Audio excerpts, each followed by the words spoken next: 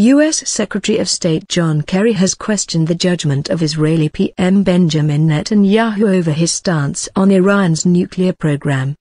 Mr. Netanyahu has criticized the U.S. and others for giving up on trying to stop Iran obtaining nuclear weapons. The Israeli PM may not be correct, Mr. Kerry said after attending the latest Iran nuclear talks in Geneva. Mr. Netanyahu will address Congress next week, after an invitation by Republican leaders criticized by the White House.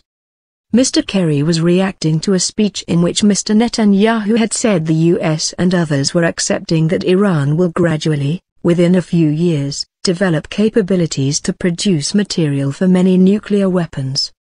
I respect the White House and the President of the United States, but on such a fateful matter, that can determine whether or not we survive, I must do everything to prevent such a great danger for Israel, he said in a speech in Israel.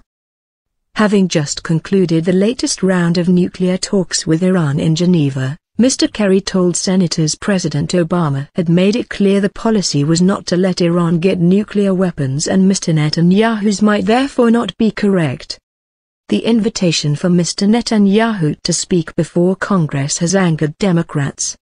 A spokesman for the White House warned against reducing U.S.-Israeli relations to a party political issue. Earlier, U.S. National Security Advisor Susan Rice had gone further and said Mr. Netanyahu's visit was destructive to the fabric of the relationship. Analysis: Barbara Plitt-Usher, BBC News, Washington. Administration officials have been hitting back at Mr. Netanyahu's aggressive opposition to the nuclear deal they're negotiating with Iran. They're unhappy his speech to Congress will give him a platform to make his case as talks reach a critical juncture. Susan Rice's comments highlight that strain and are the most direct reference by a senior official to the damage caused by the controversy over the visit. It was arranged by Republican congressional leaders without consulting the Democrats or the White House, just 2 weeks before Mr. Netanyahu faces an election. That has angered Democrats, some of whom feel they'll be forced to choose between President Obama and their desire not to upset Israel. More than a dozen have said they plan to skip the speech, opening an unprecedented breach in the usual show of bipartisan support for Israel. Mr. Netanyahu was invited by House Speaker John Boehner in what is seen as a rebuke to U.S. President Barack Obama's Iran policy. Mr. Netanyahu is expected to discuss Iran, as well as Islamist militant groups, in his address.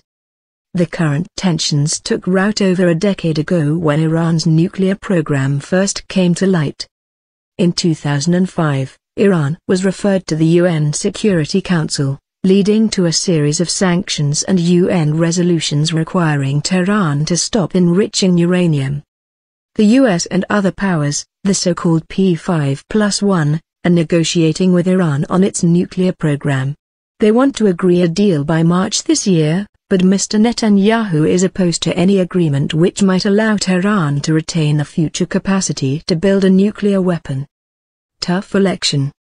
The Israeli leader has turned down an invitation to meet Senate Democrats privately, saying this could compound the misperception of partisanship surrounding his trip. Several Democratic members of Congress, including Vice President Joe Biden, have said they will not attend the speech. Republican leaders did not consult the Obama administration before inviting Mr. Netanyahu, which the White House has called a breach of protocol. White House spokesman Josh Earnest said on Wednesday, "The president has said the relationship between the U.S. and Israel can't just be reduced to a relationship between the Republican Party and the Likud Party." Mr. Obama does not plan to meet Mr. Netanyahu next week. The White House cited the long-standing practice of not meeting government leaders close to elections, which Israel will hold in mid-March. Mr. Netanyahu is fighting a tough election against the Labour Party's Yitzhak Herzog, who was focused on the Prime Minister's cooler relations with Mr. Obama.